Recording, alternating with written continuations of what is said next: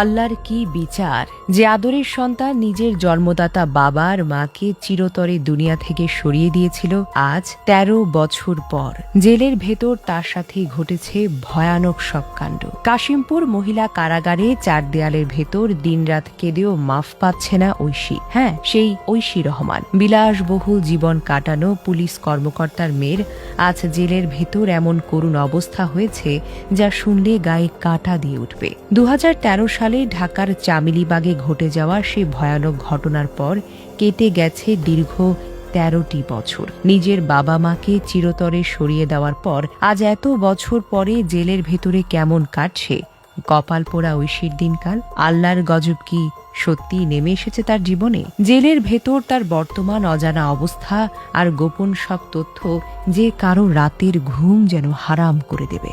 একসময়ের বিলাসবহুল ফ্ল্যাট আর দামি গাড়িতে ঘুরে বেড়ানো ঐশীর জীবনে আজ চরম অন্ধকার নেমে এসেছে। মাত্র ১৯ বছর বয়সী এই ভাগ্যহীনা তরুণীকে পা রাখতে হয়েছিল জেলের গরাদের পেছনে। যাবজ্জীবন কারাদণ্ড মানে পাক্কা ৩০ বছরের দীর্ঘ বন্দি জীবন। ১৮৬০ সালের দণ্ডবিধির ৫৭ ধারা অনুযায়ী এই বিশাল সাজার ঘানি টানতে হচ্ছে তাকে। ইতিমধ্যে জীবনের সোনালি ১৩টি বছর জেলের ৪ দেয়ালের ভেতরে কেঁদে কেঁদে কেটে গেছে, কিন্তু নিয়তির নির্মম খেলা যেন কিছুতেই পিছু ছাড়তে পারে না।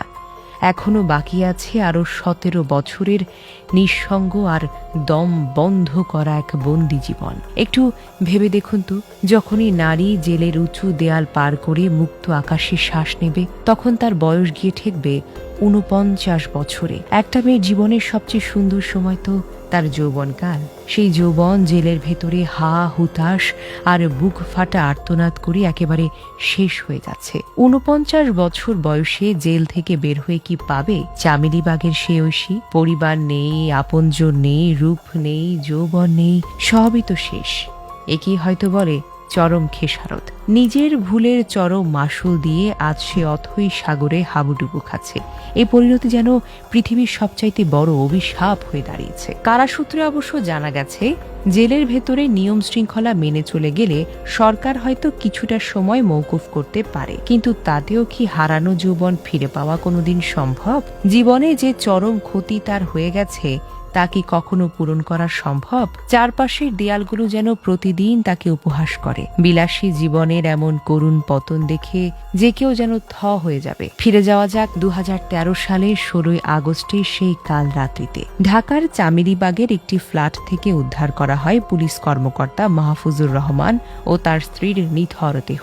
ঘটনা শোনার পর গোটা দেশের মানুষের চোখ তো ছানা বড়া হয়ে গেছে। চারিদিকে শুরু হয় হাহাকার। সবাই বলাবলি করছিল, কে ঘটিয়েছে এই জঘন্য কাণ্ড? পরদিন নিহতের ভাই মশিউর রহমান পল্টন থানায় একটি মামলা দায়ের করেন। পুলিশ যখন আসল অপরাধী খুঁজতে হন্যে হয়ে ঘুরছে, ঠিক সেই দিনই পল্টন থানায় গিয়ে আত্মসমর্পণ করে খোদ ওই দম্পতির আদরের সন্তান ঐশী। পুলিশকে জানায় এই ভয়ানক কাজ আর কারো নয়, খোদ তার নিজেরই শয়তানি বুদ্ধির ফসল। সে নিজেই নিজের বাবা মাকে চিরতরে দুনিয়া থেকে বিদায় করে দিয়েছে। এরপর ২৪শে আগস্ট আদালতে গিয়ে নিজের মুখে সব সত্য কথা স্বীকার করে সে। যদিও পরে সেই স্বীকারোক্তি তুলে নেওয়ার জন্য অনেক চেষ্টা করেছিল, কিন্তু ততক্ষণে অনেক দেরি হয়ে গেছে। নিয়তের নির্মম পরিহাসে ততক্ষণে শুরু হয়ে গেছে তার জীবনে। নিজের পায়ে নিজে কুড়াল মারার এমন জ্বলন্ত উদাহরণ আর হয়তো দ্বিতীয়টি নেই। জেদের বশে করা একটি ভুলের মাসুল তাকে আজীবন দিতে হবে। এরপর শুরু হয় দীর্ঘ আইনি লড়াই আর চরম দুর্ভোগের পালা। ২০১৫ সালের ৯ মার্চ ঢাকা মহানগর পুলিশের গোয়েন্দা বিভাগ আদালতে চার্জশিট জমা দেয়। সেখানে একদম স্পষ্ট করে বলা হয়, চামেলিবাগের ওই বিলাসী মেয়েটি একাই এই ভয়াবহ ঘটনা ঘটিয়েছে। পাশাপাশি তার ২ বন্ধু জনি ও রনির বিরুদ্ধে উস্কানি আর আশ্রয় দেওয়ার অভিযোগ আনা হয়।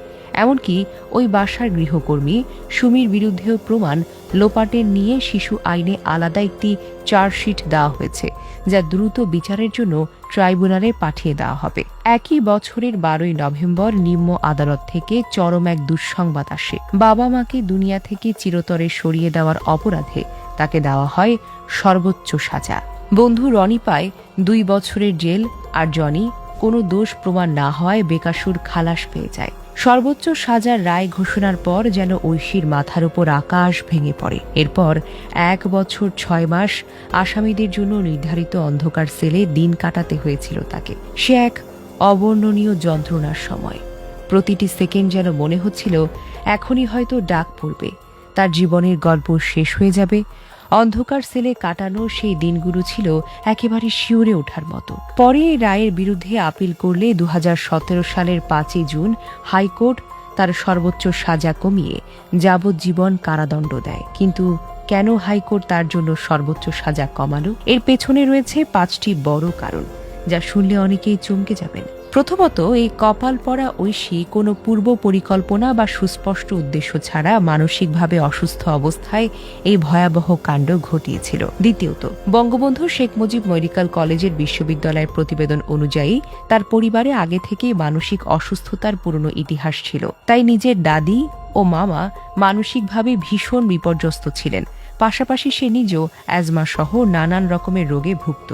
তৃতীয়, ঘটনার সময় তার বয়স ছিল মাত্র 19 বছর, সবে মাত্র সাবালকত্বের দরজায় পা দিয়েছে। বয়সের অপরিপক্কতা একটি বড় বিষয় ছিল। চতুর্থত, তার অতীতে কোনো ধরনের অপরাধের রেকর্ড বা খারাপ নজির ছিল না। আর পঞ্চমত, ঘটনার দিন 2 দিন পর সে সম্পূর্ণ স্বেচ্ছায় থানায় গিয়ে আত্মসমর্পণ করে। এই পারিপার্শ্বিক বিষয়গুলো গভীরভাবে বিবেচনা করলে বোঝা যায় ঘাট থেকে সবচেয়ে কঠোর সাজার খড়গ সরিয়ে দেওয়া হয়েছে।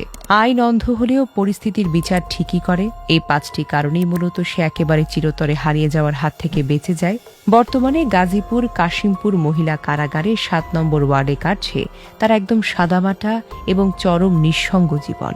বিলাসী জীবনের অধিকারিণী সে মেয়েটি এখন জেলের ভেতর লাইব্রেরিয়ানদের দায়িত্ব পালন করেছে। সকাল 10টা থেকে দুপুর 1টা পর্যন্ত বইয়ের হিসেব রাখে সে। এরপর 3 ঘন্টা গোসল, খাওয়া আর বিশ্রামের পর বিকেল 5টা থেকে রাত 8টা পর্যন্ত আবারও সেই একই কাজ করতে হয়। ইংলিশ মিডিয়ামে পড়া এই বন্দি এখন জেলের ভেতরে ইংরেজি গল্পের বই পড়ে নিজের সময় পার করে।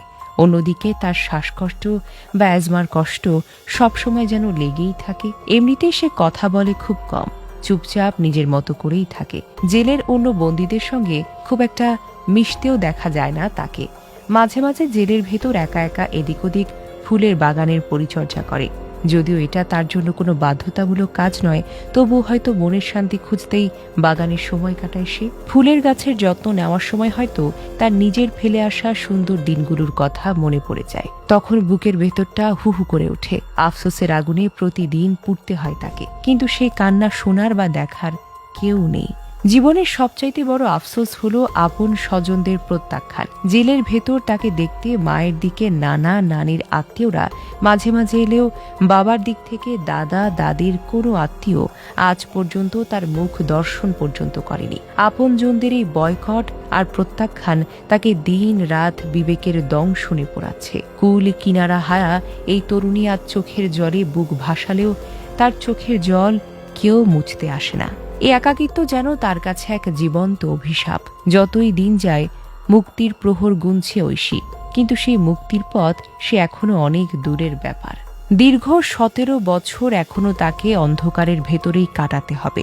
হাইকোর্টের পূর্ণাঙ্গ রায়ের নথিতে একটি অত্যন্ত গুরুত্বপূর্ণ বিষয় খুব স্পষ্টভাবেই তুলে ধরা হয়েছে।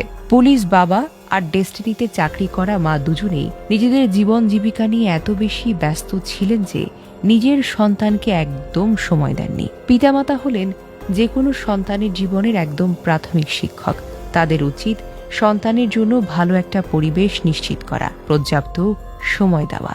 কিন্তু তা না হওয়ায় আজ এই সর্বনাশা পরিণতি দেখতে হলে পুরো সমাজকে অপেক্ষা করতে হলো। সন্তানকে সময় না দিলে পরিণতি যে কতটা ভয়াবহ হতে পারে এটি তার এক জ্বলন্ত প্রমাণ। আজ 13 বছর ধরে জেলের অন্ধকারে ঢুকরে কাঁদছে এই সময়ের অতি আদরের সন্তান। চোখের জলে বুক ভাসছে তার। বিলাসবহুল জীবনের সব সুখ কেড়ে এখন জেলের রুক্ষ ফ্লোরে ঘুমাতে হয় তাকে। যে হাতে নামি দামি জিনিস থাকার কথা, সেই হাতে এখন জেলের বইয়ের ধুলো পরিষ্কার করতে হয়। ঐশীর নিজের করা একটা বিশাল ভুলে আজ পুরো জীবনটাই যেন একেবারে তছ নছ হয়ে গেছে।